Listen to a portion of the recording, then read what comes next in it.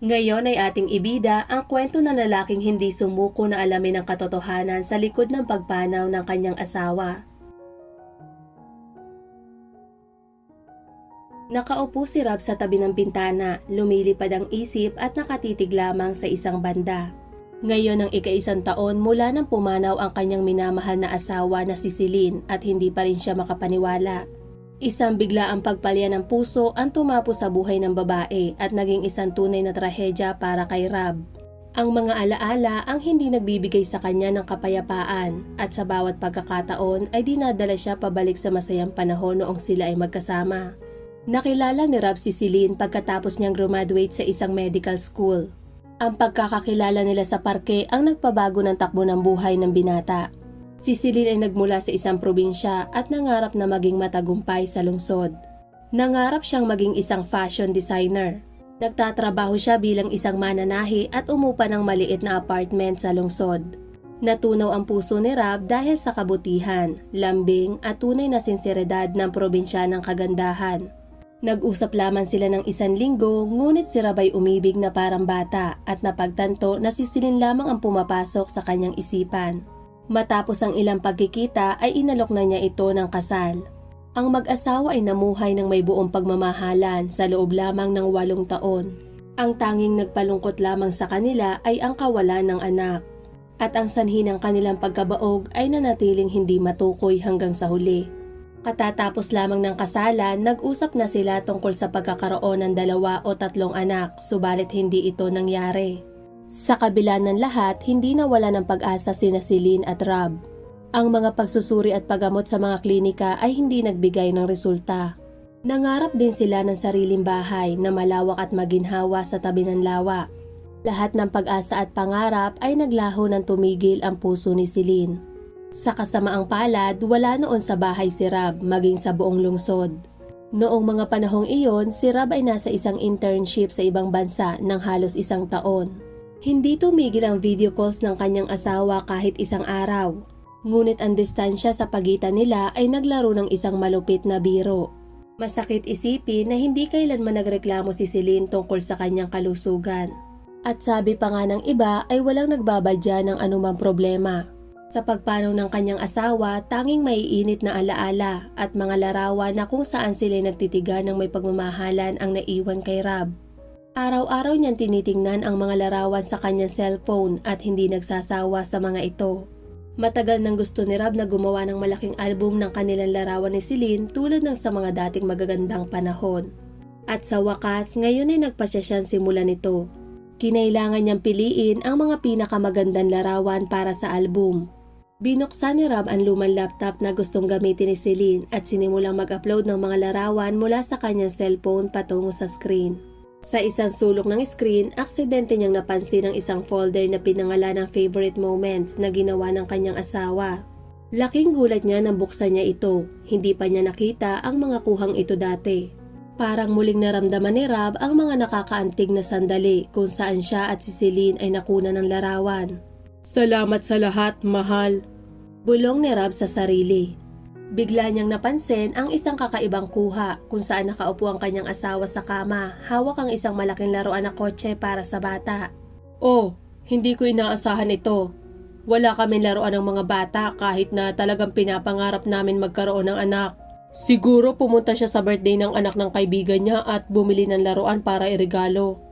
Habang tinitingnan ng mabuti ang imahe sa larawan, napansin niya ang isang peraso ng papel na nakapatong sa gilid ng kama. Nang palakihin niya ang imahe, nakita niyang hindi lang ito basta papel, kundi isang larawan ng isang batang lalaki. "Ang weird, bakit niya kailangan to?" tanong ni Rob sa sarili. Ang mga sumunod na kuha ay nagpayanig sa kanya at tila may bumara sa kanyang lalamunan. Sa isa sa mga larawan, hindi nag-iisa si Celine kundi kasama ang isang binata. At sa isa pang larawan, magkayakap silang nakatayo kasama ang parehong bata na nasa unang larawan. "Meron bang pangalawang pamilya si Celine at itinago niya sa akin? Hindi ako makapaniwala." Isinara niya ang laptop dahil sa pagkalito. Hindi na niya kayang magpatuloy pang tumingin. Hindi siya nakatulog ng gabing iyon. Ang pakiramdam ng kapaitan at kawalan ng pag-unawa ay nag-alis ng kapayapaan kay Rob. Kinaumagahan lamang siya nakatulog at napanaginipan niya si Celine. Noong una, nasa mga bisig niya si Celine, ngunit pagkatapos ay naging isang ibon ito at lumipad palayo. Nagising si Rob na may wasak na puso at masakit ang ulo, hindi magawang makapag-isip ng kahit ano kundi ang mga litrato kahapon. May patakaran si Rob at Celine na huwag makialam ng personal na gamit ng isa't isa. At kahit pagkatapos ng kamatayan ni Celine, hindi pinayagan ni Rob ang sarili na sirain ang nakagawian tradisyon. Ang mga gamit ni Celine ay nanatili pa rin sa kanilang karaniwan lugar. Gayunpaman, ang kuryosidad at emosyonal na kaguluhan ang hindi nagpapakalma kay Rob. Sa huli, hindi niya napigilan ang sarili at binuksan ang drawer ng mesa kung saan nakatago ang mga personal na dokumento ni Celine. Mahirap para sa kanya na tingnan ang mga bagay na minsang hinawakan ng malalambot na kamay ni Celine. Hindi niya maisip kung paano siya mabubuhay nang wala ang kanyang minamahal na asawa. Sa hindi inaasahan, sa gitna ng iba pang mga dokumento, isang papel para sa pag-aampon ng bata ang nakakuha ng kanyang pansin. Diyos ko! Ano ito? Gulat na sabi ni Rob. Hindi kailanman binanggit ni Celine ang tungkol sa pag-aampon. May pag-asa pa silang magkaroon ng sarili nilang anak at maayos sana ang lahat kung hindi lang sa trahedya. Isang alon ng kawalan ng pag-asa ang bumalot kay Rob. Laging ganito ang nangyayari tuwing naalala niya ang kanilang mga pangarap at plano na hindi na matutupad. Isang bagay ang sigurado kay Rob, hindi kailanman gagawa si Celine ng mahalagang desisyon ng mag-isa. Dahil lahat ng mga tanong na may kinalaman sa kanilang dalawa ay pinag-uusapan nilang mag-asawa. Ngunit may isang bagay na nagtulak kay Celine na pirmahan ang papel para sa pag-aampon. Anong gagawin ko? Ang hirap ng wala ka, Celine, pero kailangan kong malaman ang lahat. Bulong ni Rob sa sarili. Nararamdaman niya sa kanyang puso na may mahalagang bagay na sasabihin sana sa kanya ang kanyang asawa, ngunit hindi na ito nagkaroon ng pagkakataon. Pag-aampon. Pag-aampon. Saan kaya ito? Naguguluhang tanong ni Rob sa sarili. Siyempre sa isang orphanage. Ito ang kasunod na hakbang namin ni Celine kung ibinigay sa amin ng mga doktor ang huling pasya na hindi na kami makakabuo ng anak. Ang desisyon na pumunta sa bahay ampunan ay mabilis na naganap at hindi na nag-aksaya pa ng oras si Rob sa pagpili. Lumipas ang mga oras na hindi napapansin habang nasa biyahe at ngayon ay nakatayo si Rob sa harap ng luma at marupok na gusali ng ampunan. Sino ang pupuntahan nyo dito? Meron ba kayong appointment? Mariing tanong ng gwardya habang tinitingnan si Rob mula sa itaas. Pumunta ako para makausap ang direktor. Kailangan ko siyang kausapin. Sabi ni Rob na may kumpiyansa sa sarili. Ewan ko, mahigpit kami dito at hindi basta-basta nagpapapasok ng kahit sino. Pero mag-antay ka lang, tatawagan ko siya sa telepono. Ang responsabling gwardya ay maliwanag na hindi mapag-aalinlanganan. Maswerte ka at dumating ka pa sa tamang oras. Nandito pa si Mrs. Ramos at handa siyang kausapin ka. Pumunta ka sa ikalawang palapag. Ang opisina ng direktor ay nasa kaliwa sa dulo ng koridor. Kamusta? Paano kita matutulungan? Tanong ng isang ginang, may kaaya-ayang itsura at napakabait ng ngiti na kayang tunawin ang anumang puso. Ganito dapat ang mga taong nagtatrabaho sa ampunan. Naisip ni Rob. Nandito ka ba para sa pag-aampon? Anong pangalan mo? Muling tanong ng direktor, napansin na tila hindi alam ng bisita kung paano sisimulan ang pag-uusap. Pasensya na, malalim lang ang iniisip. Ako si Rob Dua at oo tungkol ito sa pag-aampon. Hindi eksakto. Natatarantang sabi ni Rob.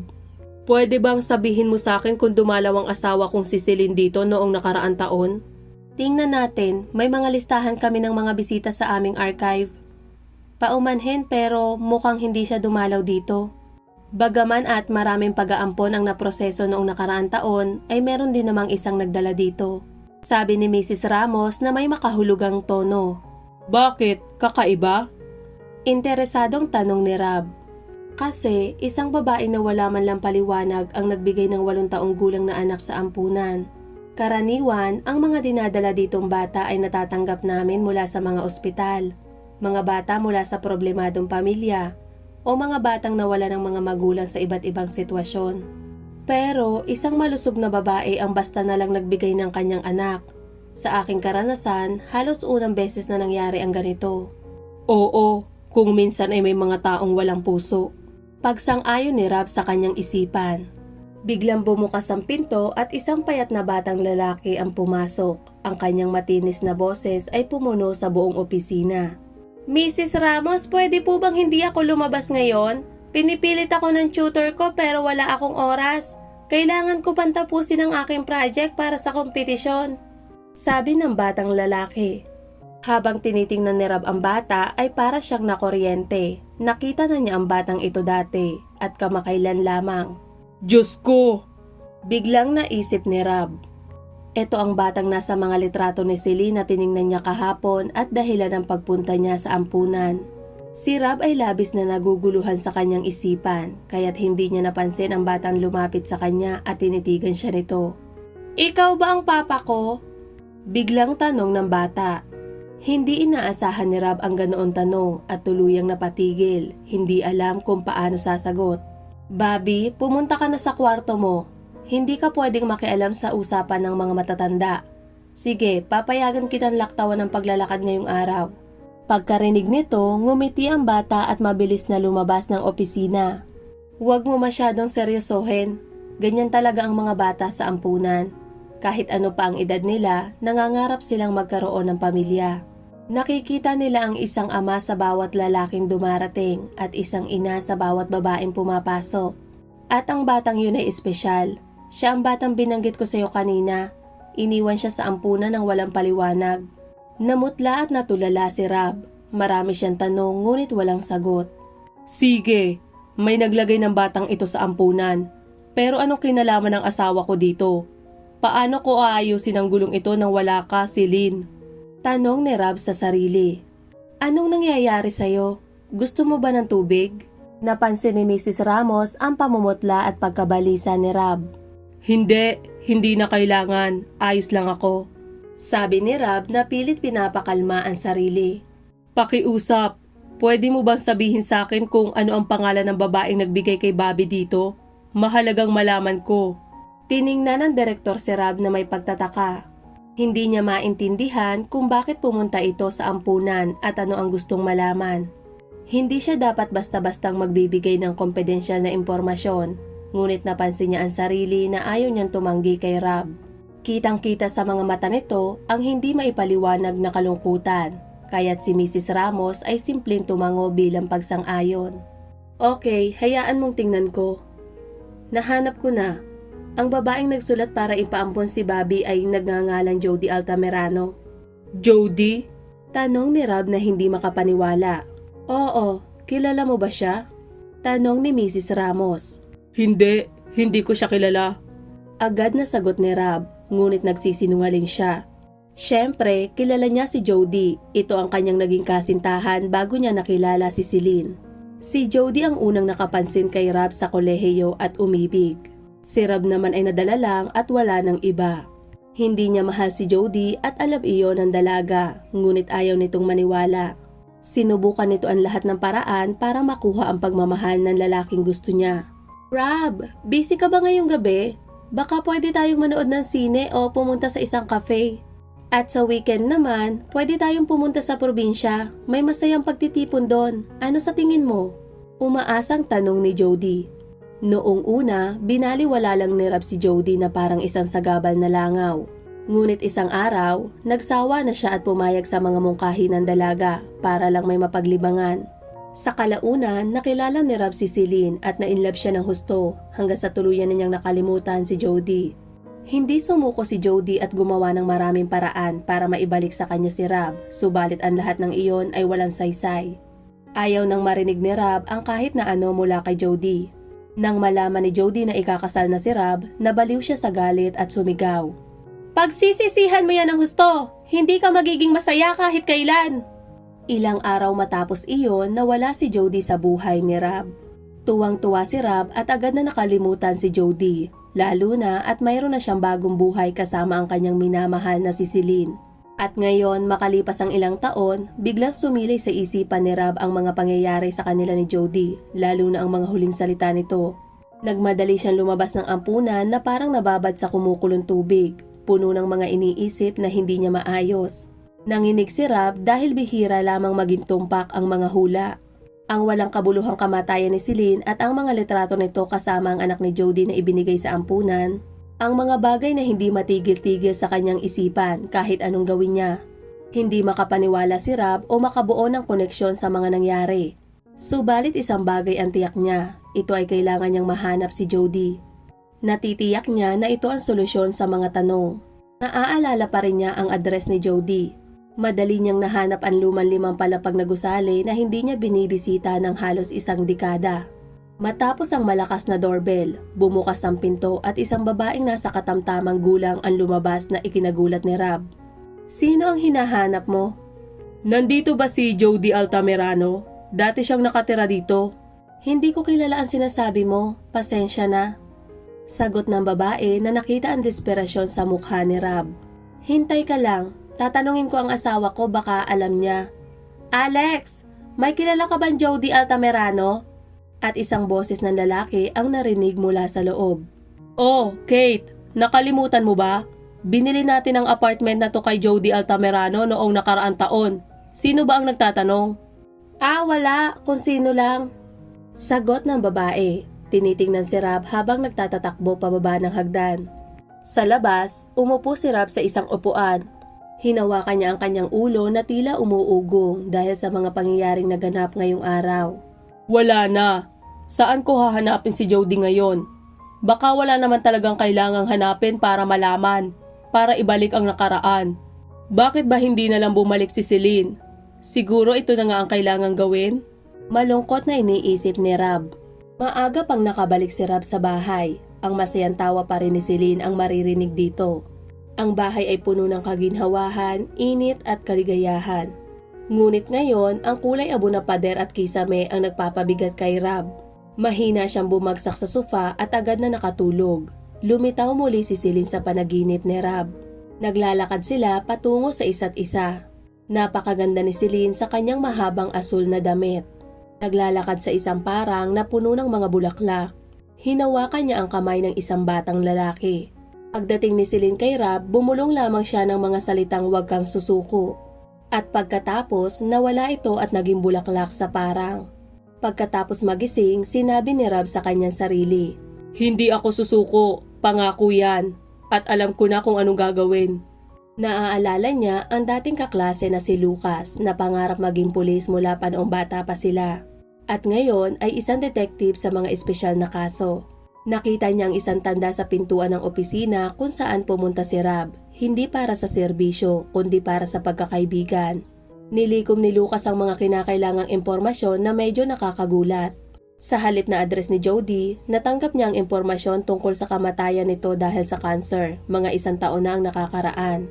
Panahon kung saan ibinigay niya ang kanyang anak sa ampunan. Nalaman din ni Rob na may nakatatandang kapatid si Jody na si Anton na nahatulan sa isang serye ng mga pagnanakaw. Naglingkod ng kanyang sentensya at nanirahan sa isang pamayanan sa labas ng lungsod. Tila siya ang tanging tao na maaaring magkwento sa kung ano ang nangyari. Walang pag-aalinlangan si Rob kung dapat bang puntahan o hindi. Kumuha siya ng tiket sa bus at nagpunta sa nayon. Ang bahay ni Anton ay matibay at may kulay pulang bubong na kung saan ay madaling makita dahil nakahilera ito sa mga kulay abo ng mga bahay. Tumigil si Rob malapit sa pintuan at mausisa itong tiningnan. Nagustuhan mo ba? Boses ng isang lalaki mula sa likod niya. Ako ang nagtayo ng lahat ng ito gamit ang aking sariling mga kamay. Bumaling si Rob at nakita ang isang lalaking may balbas, nakasuot ng pangkaraniwan damit at tila hindi pala kaibigan. Bakit ka nakatayo dyan? Pumasok ka kung pumunta ka dito. Oo. Sa totoo lang, medyo naguguluhan at nahihiya si Rob sa ganoon. Ngunit sumunod siya sa may-ari papasok ng bahay. Sino ka ba? Tanong ni Anton pagkapasok sa pintuan ng bahay. Ako si Rob. Sino? Biglang putol ni Anton sa pagsasalita ni Rob. Ikaw pala ang sumira sa buhay ng kapatid ko. Niloko at iniwan mo siya at pagkatapos inakusahan mo ang asawa mong si Celine. Noong una gusto kong magalit sa kanya pero hindi ko magawa. Mabuti siyang tao pero hindi niya nakuha ang nararapat sa kanya. At ngayon, anong nagdala sa'yo dito? Gusto mo ba akong guluhin? Siyempre, masaya ka sa buhay mo. Naliligo ka sa kasiyahan at ako, nag-iisa na lang na may sertipiko galing sa bilangguan. Walang ama, walang ina at wala ng kapatid. Lumayas ka dito. Wala akong kaligayahan. Nagkaroon ako nito pero ngayon ay wala na. Wala na si Celine. Umiiyak na sabi ni Rab sa isang pilit na boses. Paano siya namatay? Gumana ba ang sumpa ni Jody? At nasaan si Bobby? Biglang tanong ni Anton. Anong Bobby? Ano bang sinasabi mo? Naguguluhang tumingin si Anton kay Rab. Wala bang sinabi sa'yo si Celine? Siguro wala na siyang oras. Punta tayo sa kusina, uminom at mag-usap. Hindi ako umiinom. Tumangging sabi ni Rab. Okay lang, uminom ka ngayon. Kung hindi nila sinabi sa'yo, ako na ang magsasabi. Bubuksan ko ang iyong mga mata para hindi magmukhang maganda ang buhay. Maraming ginulo si Jody at itinulak niya ang sarili sa hukay. Pero ikaw rin ang may kasalanan sa lahat. Inubos ni Anton ang kanyang alak sa baso. Kumagat ng isang peraso ng tinapay at pagkatapos ay nagpatuloy. Nang iniwan mo si Jody, tuluyan na siyang nawala sa sarili. Nakahanap siya ng isang mangkukulam at pinasumpa ang pamilya mo. Sobrang naniwala siya sa kalokohang ito. Ayaw niyang magkaroon kayo ng anak at pinangarap niyang mawala ang asawa mo at siya ang papalit. Ibinigay niya ang lahat ng pera niya sa mangkukulam. Pati kotse niya na ibenta niya at nangutang pa siya. Pero wala itong kaligayahan na naidulot sa kanya. Nalaman niyang buntis siya pagkatapos ng inyong relasyon. Nagsikap siya sa bawat sentimo at nagtrabaho bilang janitress. Nasa bilangguan ako nung mga panahong yon, walang magawa. Hindi ko siya matulungan. Naglalakad-lakad ako tulad ng isang tigre sa kulungan. Walang paraan para makatakas. Habang nakikinig si Rab, minsang namumutla at minsang namumula at hindi siya makapaniwala na nangyayari ito sa kanya. Tila gumana nga ang sumpa. Wala silang anak ni Celine at bigla na lang itong namatay. Napuno ng luha ang mga mata ni Rab. Nagbuhos ng alak sa isang baso at ininom ito ng isang lagok. Diyos ko, bakit? Wala akong ipinangako sa kanya at alam ni Jody na hindi ko siya mahal. Ang anak niya ba talaga ay akin? Siyempre, anak mo siya. Tapat si Jody. Ayaw niyang makarinig tungkol sa ibang mga lalaki. At kung di mo siya mahal, bakit sumiping ka sa kanya? Ginamit mo lang at nang hindi mo na siya kailangan, itinapon mo na lang siya. Yan ang napala mo sa lahat ng ginawa mo. Nang makita ni Anton ang kalunos-lunos na kalagayan ni Rab ay muli itong nagsalita. Nang sinubukan kang parusahan ni Jody, pinarusahan din niya ang sarili niya. Bigla siyang nagkasakit at lumabas na cancer pala yun. Ayon sa pagsusuri ng doktor, 3 buwan na lang ang itatagal niya. Pero nabuhay siya hanggang 6. Wala kaming kamag-anak kaya ibinigay niya ito sa ampunan. Pero kinain siya ng kanyang konsensya. Hindi makatao na ipamigay ang bata na mayroon pang ama. Sa huling sandali, pumunta siya at sinabi ang lahat sa iyong asawa. Bigla na lamang tumulo ang luha sa mga pisngi ni Anton. Nahuli na ako. 1 linggo na akong nakalaya pero hindi ko siya napuntahan, kundi ang kanyang libingan. Sobrang pinagsisihan ko na ibinigay ng kapatid ko ang kanyang anak sa ampunan. Pero nangako si Selena magbabago ang lahat. Mabait at maawain siya, para siyang anghel na bumaba sa langit. Sinabi niya na pagdating mo galing ibang bansa, kukunin mo ang iyong anak. Naghahanda ako at kinukuha ko siya sa ampunan kapag weekends. Naglalakad-lakad kami sa parke. Sobrang mahal ni Bobby si Celine. Pero ngayon wala na siya. Ang anghel ay lumipad na. Huwag mo nang pahirapan ang sarili mo, Anton. Salamat sa lahat. Hindi na kayang magpatuloy ni Rab sa pakikinig. Matinding sakit ang tumusok sa kanyang puso at kaluluwa. Sugat na hindi mabubura ng alak. Hindi maalala ni Rab kung paano siya nakauwi, ngunit nagising siya sa realidad nang siya ay nakapagligo. Hindi pa rin niya alam at hindi magawang isipin kung paano hahanto ang kanyang buhay sa hinaharap. Ngunit may isang bagay na sigurado si Rab. Kukunin niya ang kanyang anak mula sa ampunan at itataguyod ng maayos. Ito ang gusto niya at ito rin ang gusto ni Celine. Nanaginip siyang muli tungkol sa kanyang minamahal, ngunit sa unang pagkakataon ay naging masaya ang panaginip. Naglakad silang magkahawak ang kamay at ngumiti sa isa't isa. Kinabukasan, bumalik si Rab sa ampunan upang makita ang kanyang anak na si Bobby. Tinawag niya ang bata na nakatayo mag-isa sa pasilyo malapit sa bintana. Lumapit ang bata at tumakbo patungo sa kanya. "Alam ko, babalik ka, Papa." Masayang sabi ng bata. Ang pagbabalik ni Rab para kay Bobby ang pinakamalaking gantimpala na maaring hilingin ni Rab. Mahigpit niyang niyakap ang kanyang anak at mahigpit din siyang niyakap nito na tila imposible nang bitawan. Ganito na lang tayo mabubuhay. Masayang iniisip ni Rab. Ito nga pala ang inyong ining at salamat sa pakikinig.